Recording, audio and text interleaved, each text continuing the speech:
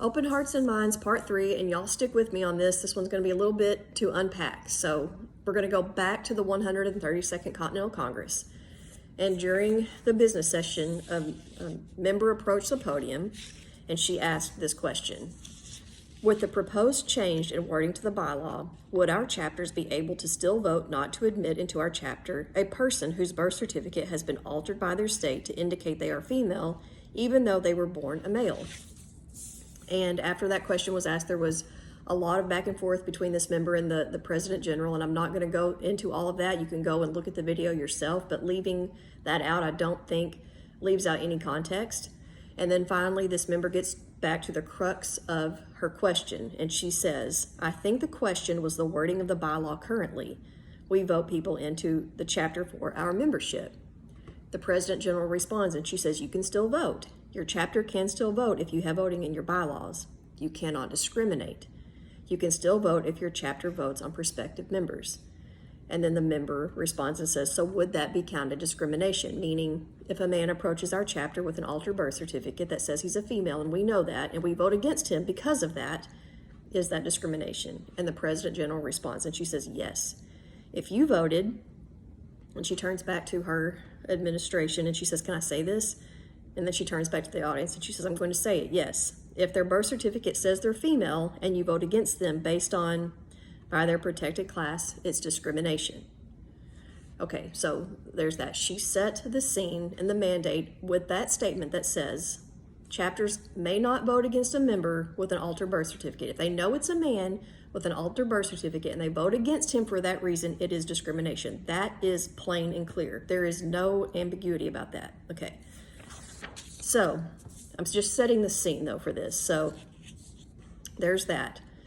Now, whether or not the bylaw amendment was meant for that reason, that's what we're going to get to. But that is what was said at the 132nd Continental Congress. And I'm going to hearken back to the very first question that said why we needed this language.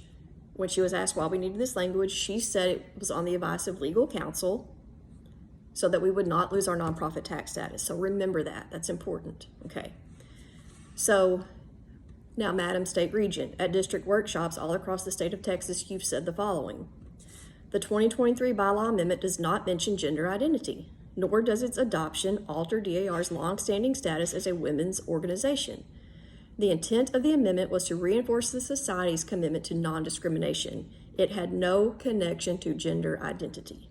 Okay, that is what the Texas State Regent said at workshops, and that's what members are told whenever they raise questions about this. So we know what happened in 2023. That language was adopted into our bylaws. We know that men are in the DAR, men who claim to be women. So we know those two things. But then when you try to marry those two together, they say no, had nothing to do with that. Okay, but then also remember the President General told the members when they asked, why do we have to have this language? It was to protect our nonprofit tax status. Okay, so let's keep going. Those who claim that the 2023 bylaw amendment, I'm quoting the State Regent again, forgive me.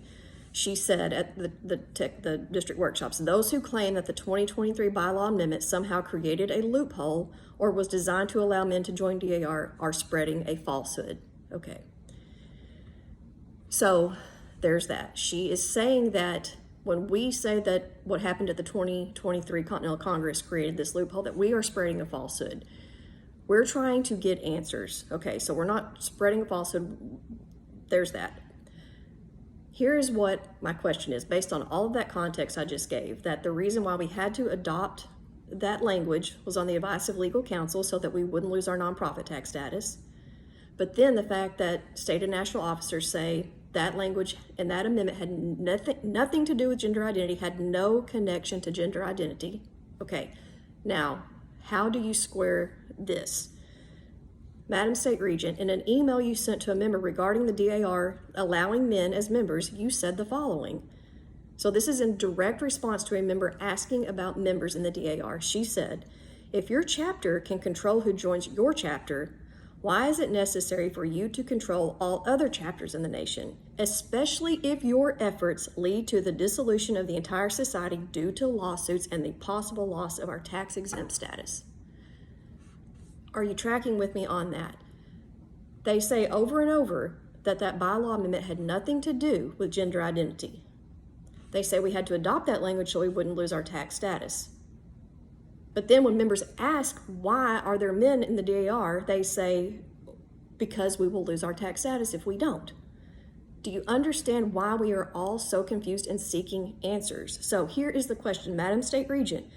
If the bylaw amendment adopted at the 132nd Continental Congress was proposed on the advice of legal counsel so that the DAR has a public-facing statement that we do not discriminate to protect our tax-exempt nonprofit status, and if the amendment had no connection with gender identity, why do you and other state and national officers continue to assert that our tax status is indeed in jeopardy when addressing the issue of transgenders in the DAR? Excuse me, sorry. That was a lot to unpack and a lot to try to explain. If it's confusing, send me a message, but that is our question.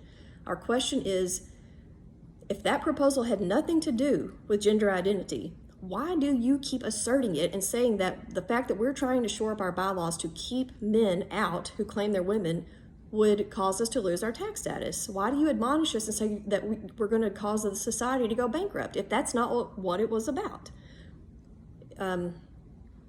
Sorry, y'all, this is just, it's a lot to unpack. So there's that question. I hope that makes sense. I hope that we'll get some answers on that. I don't think that we will, but that's an honest question for you, Madam State Regent.